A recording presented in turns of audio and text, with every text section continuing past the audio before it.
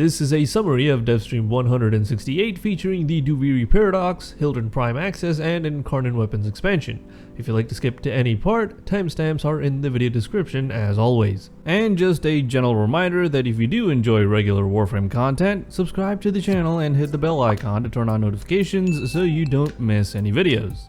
Let's get the Prime Access out of the way first. Hildryn Prime is the next one, arriving March 15th alongside Balefire Charger Prime and Larkspur Prime, of course. We're also going to be getting Shade Prime with some Sentinel accessories and a Syndana. Let me know which one of the primes you're most interested in down in the comments. Right, Duviri Paradox. It's coming sometime in April. Well, what is Duviri Paradox about, Mello? Is it another open world? What am I going to do there? Are there going to be bounties and standing to grind again? According to Rebecca, there will be no bounties to grind, thankfully. As a matter of fact, Duviri Paradox is going to be a new optional beginning for Warframe.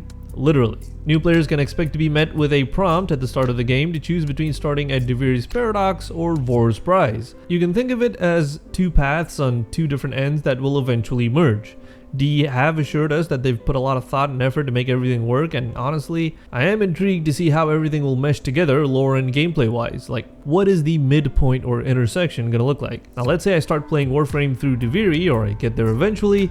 What can I expect? The Duviri Paradox will adopt a roguelike format with daily journeys or runs requiring you to pick between a randomized selection of frames, weapons, and loadouts before heading out into the world of Duviri to complete objectives and circuits, earning decrees as rewards along the way, which are basically like your abilities or power-ups.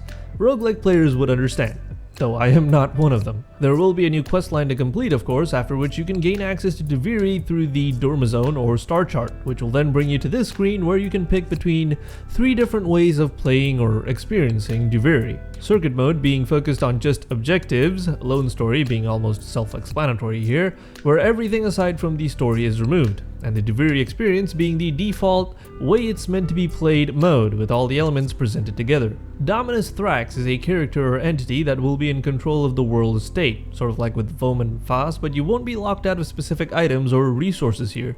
The world states that correspond with Dominus Thrax's emotions are only there for atmosphere, at least from what I've seen and heard. You know, add a little bit of dynamism to Duviri so it doesn't end up being a little monotonous like in Deimos where everything is trying to kill you constantly. The Undercroft is a separate location below Duviri where you can complete objectives with your Warframe. Decrees obtained prior to entering this location still apply to your Warframe, and the missions are arranged in circuits that cycle between survival, defense, and etc. Kinda worried that this part might turn super grindy, but I guess we'll just have to wait and see. Now, along with the Duviri Paradox expansion, we're going to be getting more Incarnon weapons. Sort of. I believe 30 of the weapons we have right now in game will be available for conversion into Incarnon form with Incarnon adapters, and the adapters will be obtainable from completing the circuits in Duviri in Steel Path mode. What's interesting is that you can use any version of a weapon to be turned into Incarnon form. For example, a Skana, whether that be the Prisma or Prime variant, is eligible for conversion with the use of said Incarnon adapter. I feel like that's going to make for some really interesting builds in the future. Right, the other stuff, there's going to be Drifter melee weapons, though those won't be available for use outside of Duviri. Haunts, which I've got to say looks smooth animation-wise. Kinda optimistic that horse control will feel better than in Red Dead. Expect to see a lot more customization for drifters like facial hair and suits. Limbo and Mesa are also getting void shells, and finally, a couple of deluxe skins were revealed. One for Baruch and one for Wisp, of course. Now, I don't play Baruch a whole lot, but that skin really does make me want to give him more attention. Like, I think the design and colors look fantastic. How about you guys? I'd love to read your thoughts down in the comments. If I got anything wrong here, please correct me down in the comments. Appreciate it a lot. Feel free to also check out the Discord server, which is free to join, of course. Links to that, as well as the merch store and Patreon page are down in the description. Thanks so much for watching, guys. Have a good day.